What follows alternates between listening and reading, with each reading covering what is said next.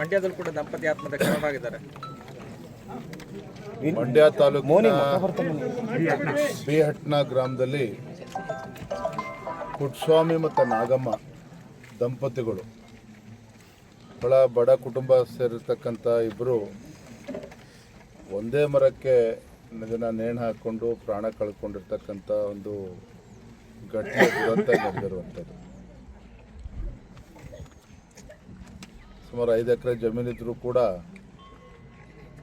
Tomato ತರಕಾರಿ ಎಲ್ಲ ಬೆಳ್ಕೊಂಡು ಸತತವಾಗಿ ಸಾಲದ ಬಾಧೆಯಿಂದ ಹೊರಕ್ಕೆ ಬರೋದಕ್ಕೆ ಸಾಧ್ಯ ಆಗದೇ ಸುಮಾರು 10-15 ಲಕ್ಷ ರೂಪಾಯಿಯಷ್ಟು ಸಾಲವನ್ನು ಮಾಡಿಕೊಂಡು ಬಡ್ಡಿ ಕೂಡ ಕಟ್ಟೋದಕ್ಕೆ ಸಾಧ್ಯ ಆಗದೇ ಇವತ್ತು ಆತ್ಮಹತ್ಯೆಗೆ ಶರಣಾಗಿರುವಂಥದ್ದು ನಿಜವಾಗ್ಲೂ ಕೂಡ ದುರ್ದೈವದ ಸಂಗತಿ. ಪ್ರಪ್ರಥಮವಾಗಿ ನಾನು ರೈತರಲ್ಲಿ ನಾನು ಪ್ರಾರ್ಥನೆ ಮಾಡ್ತೇನೆ, ಏನೇ ಸಂಕಷ್ಟ ಇದ್ದರೂ ಕೂಡ ಏನೇ ಪರಿಸ್ಥಿತಿಗಳಿದ್ರೂ ಕೂಡ ಈ ರೀತಿಯೊಂದು ಆತ್ಮಸ್ಥೈರ್ಯವನ್ನು ಕಳ್ಕೊಳ್ತಕ್ಕಂಥ ಪರಿಸ್ಥಿತಿಗೆ ಹೋಗಬಾರ್ದು, ಈ ರೀತಿ ಆತ್ಮಹತ್ಯೆಗೆ ಶರಣಾಗಬಾರ್ದು ಅಂತೇಳಿ ತಮ್ಮ ಮುಖೇನ ನಾನು ವಿನಂತಿಯನ್ನು ಕೂಡ ಮಾಡ್ತಾ ಇದ್ದೇನೆ. ರಾಜ್ಯದ ಮುಖ್ಯಮಂತ್ರಿಗಳು ಕಣ್ಣು ತೆರೆದು ಇವತ್ತು ನೋಡಬೇಕಾಗ್ತದೆ. ಕಾವೇರಿ ಕೊಳದ ರೈತರು ಇರ್ಬೋದು, ರಾಜ್ಯದ ಯಾವುದೇ ರೈತರು ಇರ್ಬೋದು, ಬಿತ್ತನೆ ಮಾಡಬೇಡಿ, ಬೆಳೆ ಬೆಳಿಬೇಡಿ ಅಂಥೇಳಿ ಉಪದೇಶ ಕೊಡೋದಕ್ಕಿಂತ ಹೆಚ್ಚಾಗಿ ಈ ನಾಡಿನ ದೊರೆಗಳು ರೈತರಿಗೆ ಒಂದು ಆತ್ಮಸ್ಥೈರ್ಯವನ್ನು ತುಂಬುವಂಥ ಕೆಲಸ ಅವ್ರು ಮಾಡಬೇಕಾಗ್ತದೆ. ಈಗಾಗಲೇ ಭಾರತೀಯ ಜನತಾ ಪಾರ್ಟಿ ತಂಡಗಳಲ್ಲಿ ರಾಜ್ಯದ ಮೂಲೆ ಮೂಲೆಗಳಿಗೆ ಸಂಚರಿಸ್ತಾ ಇದ್ದಾರೆ, ರೈತರ ಪರಿಸ್ಥಿತಿಯನ್ನು ಅವಲೋಕನವನ್ನು ಮಾಡ್ತಾ ಇದ್ದಾರೆ.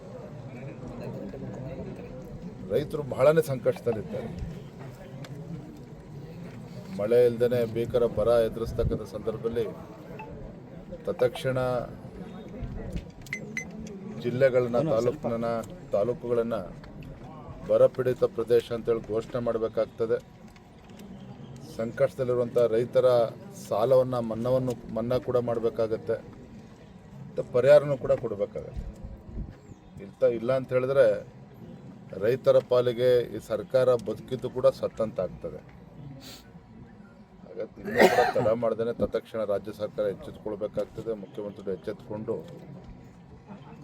ರೈತರಿಗೆ ಸ್ಪಂದನೆ ಮಾಡಬೇಕು, ಅವರ ಸಂಕಷ್ಟಕ್ಕೆ ಸ್ಪಂದನೆ ಮಾಡಬೇಕು ಅಂತೇಳಿ ತಮ್ಮ ಮುಖ್ಯ ನಾನು ಆಗ್ರಹಪಡಿಸ್ತಾ ಇದ್ದೇನೆ. ಸಚಿವ ಸಂಪುಟದ ಬಗ್ಗೆ ತಲೆ ಕೆಡಿಸ್ಕೊಂಡಷ್ಟು ಬರ ಪರಿಹಾರ ಘೋಷಣೆ ಬಗ್ಗೆ ತಲೆ ಕೆಡಿಸ್ಕೊಂಡಿಲ್ಲ. 4 ದಿನಗಳಾದರೂ ಡೆಲ್ಲಿ ಪ್ರವಾಸ ರಾಜ್ಯಗಳಿಗೆ ಭೇಟಿ ಕೊಡ್ತಲ್ಲ ಅಂತ ಇಲ್ಲಿ ನಾನು ಇನ್ನೇನು ಹೆಚ್ಚು ಮಾತನಾಡೋದಕ್ಕೆ ಇಚ್ಛೆ ಪಡೋದಿಲ್ಲ.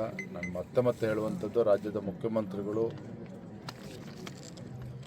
ತಮ್ಮ ಮುಖ್ಯಮಂತ್ರಿ ಕುರ್ಚಿಯನ್ನು ಉಳಿಸ್ಕೊಳ್ಳೋದಕ್ಕೆ ಎಷ್ಟು ತಲೆ ಕೆಡಿಸ್ಕೊಳ್ತಾರೋ ರೈತರ ಬಗ್ಗೆನೂ ಕೂಡ ಅಷ್ಟೇ ತಲೆ ಕೆಡಿಸ್ಕೊಳ್ತಾರೆ. ಆ ವಿನಂತಿಯನ್ನು ಮತ್ತೆ ಮಾಡ್ತಾರೆ. ಸರ್, ಈಗ ಕಾವೇರಿ ವಿಚಾರದಲ್ಲೂ ಕೂಡ ಸರ್ವಪಕ್ಷ ಸಭೆ ಕರೆದು ನಂತರ ನೀರನ್ನ ಬಿಡಬೇಕು ಬಿಡಬಾರ್ದು ಅನ್ನೋದ್ರ ಬಗ್ಗೆ ಮಾತನಾಡ್ತಾರೆ. ಸರ್ವಪಕ್ಷ ಸಭೆ ಕರೆದು ಕಪಟ ನಾಟಕ ಆಡುವಂತಹ ಪ್ರಶ್ನೆ ಮಾಡಬಾರ್ದು ಮುಖ್ಯಮಂತ್ರಿಗಳು. ಏನು ಸರ್ವಪಕ್ಷ ಸಭೆ ಕರೆದು ಚರ್ಚೆ ಮಾಡ್ತಾರೆ? ತಮಿಳುನಾಡು ಕೇಳೋ ಮುಂಚಿತವಾಗಿ 3.5 TMCನ ಜೂನಲ್ಲೇ ಬಿಟ್ಬಿಟ್ಟು ರೈತರುಗಳಿಗೆ ಕಾವೇರಿ ಕೊಳ್ಳದ ರೈತರು ನೀವು ಯಾರು ಕೂಡ ಬಿತ್ತನೆ ಮಾಡಬೇಡಿ, ಭೀಕರ ಬರ ಎದುರಿಸ್ತಾ ಇದ್ದಾರೆ, ಪ್ರಧಾನಮಂತ್ರಿಗಳು ಹೇಳಿದ್ದಾರೆ ಅಂತೇಳಿ ಕಥೆ ಹೇಳ್ಬಿಟ್ಟು ಆಯಿತು, ಬರ ಇದೆ ಅಂತ ಪರಿಸ್ಥಿತಿ ಇದೆ ಅಂತೇಳಿ ಗೊತ್ತಿದ್ದು ಕೂಡ ಅದೇ ರೀತಿ ರಾಜ್ಯ ಸರ್ಕಾರದ ಏನು ತಯಾರಿದೆ ಇವತ್ತಾಗಾದರೆ? ಕೇವಲ ಬೆಂಗಳೂರಲ್ಲಿ ಕೂತ್ಕೊಂಡು AC ರೂಮಲ್ಲಿ ಕೂತ್ಕೊಂಡು ಚರ್ಚೆ ಮಾಡಿಬಿಟ್ರೆ ರೈತರ ಸಮಸ್ಯೆ ಬಗೆಹರಿಯೋಕ್ಕೆ ಸಾಧ್ಯನಾ?